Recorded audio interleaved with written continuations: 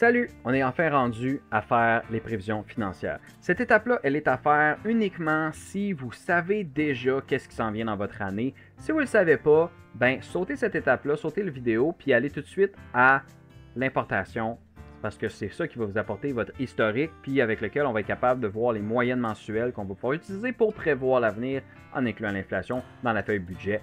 D'autres vidéos pour plus tard. Alors, les prévisions financières. On a ici notre petit paragraphe. Dans la version actuelle, on est à la section 2, 2.1. On va aller tout de suite à la section dans la feuille config qui s'appelle prévision. Comme d'habitude, quand on est sur la ligne, on s'en va. Puis là, il y a beaucoup d'affaires. On parle d'une formule, puis toutes sortes d'affaires. Je vais vous en parler. Vous pouvez le lire, puis ensuite on y reviendra. Alors, le lien. Boum! Alors ici dans les prévisions, on a la description, le groupe, la catégorie, les calculs, le montant ou les montants, la fréquence et le reste qui s'affiche tout seul. Ce qu'on doit remplir, c'est très simple. La description, c'est juste comment tu veux appeler ce qui s'en vient. Par exemple, emploi Miss Ellie. Puis emploi Joe Blow. Le groupe va se calculer tout seul à partir de la catégorie. Donc là, ce que je vais faire, l'emploi Miss L, ça va être quoi? Ça va être un revenu probablement. Donc je vais commencer par taper revenu. Ah, parfait. Ça va être un salaire brut. J'ai mis les deux. Il y a salaire brut puis il y a salaire net. Ça dépend si vous êtes un travailleur autonome, vous allez calculer comme un salaire brut. Puis si vous êtes un salarié puis qu'on vous fait déjà les déductions à la source, ça va être le salaire net. Mais ça dépend toujours comment vous voulez le calculer. Dans ce cas-ci, supposons qu'on est deux travailleurs autonomes, donc ça va être revenu brut à tous les deux. En fait, pour moi, on va dire que c'est des bonis. Et vous voyez que les groupes s'affichent automatiquement. Il n'y a pas la catégorie des sous-groupes parce qu'on les voit déjà dans le titre de la catégorie. Puis dans ce cas-ci, le classement est inutile. On a juste besoin de savoir.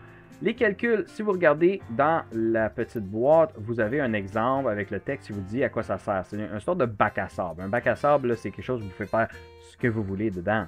Okay? Vous pouvez faire le château de sable, vous pouvez jouer au petit camion, vous pouvez faire ce que vous voulez dans un bac à sable.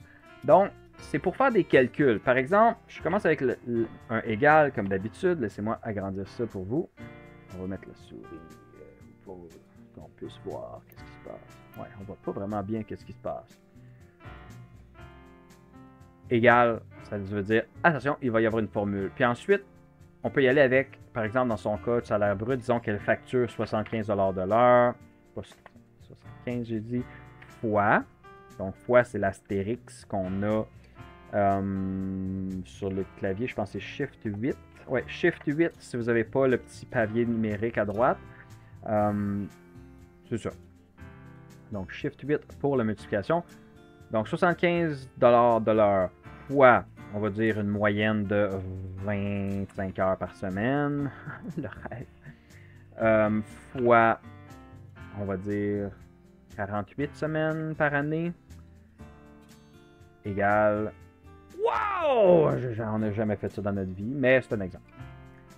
Puis ensuite ici, si je veux répéter la même formule, j'aurais pu cliquer sur le petit crochet qui avait apparu, mais c'est pas la même chose pour tout le monde, parce que moi, mes bonus, si je fais bien ça, j'ai le droit à 20 000 par année. Et voilà. Donc ça, c'est juste les calculs. Ça nous permet de savoir, OK, ça c'est par année, puis on fait juste copier ces montants-là. Donc je fais CTRL-C, puis je vais venir faire CTRL-SHIFT-V à droite pour venir simplement mettre les montants. J'aurais pu aussi les écrire à la main, ça aurait donné la même chose. Ce qu'il me reste à faire, c'est choisir la fréquence. Donc dans ce cas-ci, 90 000, ce serait par année. Donc je viens de remettre par année, moi ça serait par année aussi. Puis le reste va se calculer tout seul, donc l'équivalent par mois, parce que notre budget, on veut le calculer par mois. Ça ne sert à rien de le faire en plus petite dose, parce qu'à la semaine, c'est tellement trop variable. Donc, par mois, on a trouvé que c'est la meilleure option pour un budget personnel. Puis, la même chose, faites pas votre suivi des transactions à chaque jour, mais à chaque mois pour savoir où est-ce que vous en êtes. Moins de travail, moins de stress. Voilà. Quand que tout ça va avoir fini de se charger, ça va venir nous dire les montants ici. S'il y a des erreurs, ça va nous mettre les messages d'erreur ici, parce que l'erreur la plus courante, c'est lorsque le groupe est une sortie d'argent, il faut que les montants soient en négatif. C'est ça l'erreur qui va être provoquée si on ne change pas. Alors on voit ici l'équivalent par mois, qu'est-ce que ça représente. Si j'avais voulu, juste à titre de faire un autre exemple, disons que 75 fois 25, c'est par semaine. Quand ça aura fini de charger, on va savoir combien ça fait.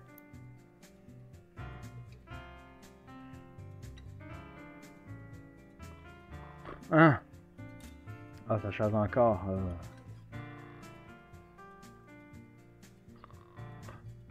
Enfin, c'est fini. Alors, le chargement peut être très long, donc vous pouvez aller faire autre chose pendant que ça se charge. Ce qu'on peut faire ici, ce que je vais montrer, c'est que si j'ai changé ça pour l'avoir par semaine, comme tantôt, CTRL-C, CTRL-SHIFT-V pour coller uniquement les valeurs. Puis ici, je vais venir mettre par semaine. Ça devrait me donner le 7000 quelques par mois que ça me donnait. On s'entend que les scènes, des fois, là, il y a des arrondissements à quelques dollars près. De toute façon, il faut savoir qu'un budget, c'est jamais à la scène près, qu'il y a toujours des grosses variations. Pas des grosses, mais il y a toujours des variations qui peuvent aller de quelques dizaines à quelques centaines de dollars par mois. Bon, quelques centaines de dollars par mois, c'est excessif un peu. Ça veut dire qu'on a vraiment eu des gros imprévus. Ça va se calculer tout seul, ça va venir s'afficher. C'est quelque chose qui va tout simplement nous servir dans le budget. Budget qu'on peut d'ailleurs aller voir en cliquant ici sur le lien qui est là. Ça nous amène au budget. Et comme on peut voir ici, tout ce qu'on rentre dans les prévisions va venir s'afficher là, dans les prévisions mensuelles connues. À partir du budget, comme on va le voir quand on va être rendu là, on peut cliquer ici sur modifier les prévisions et ça nous ramène à notre boîte de prévisions. J'espère que vous avez compris comment remplir vos prévisions financières si vous les connaissez, si vous avez des choses qui sont fixes, qui reviennent tout le temps. Si vous avez des questions, n'hésitez pas à les poser en commentaire, en nous écrivant un courriel. N'hésitez pas à nous donner un beau petit like, à vous abonner à notre chaîne pour nous encourager, pour nous aider à aider les gens à évoluer vers leur version la plus héroïque qu'ils sont capables d'avoir. Ciao!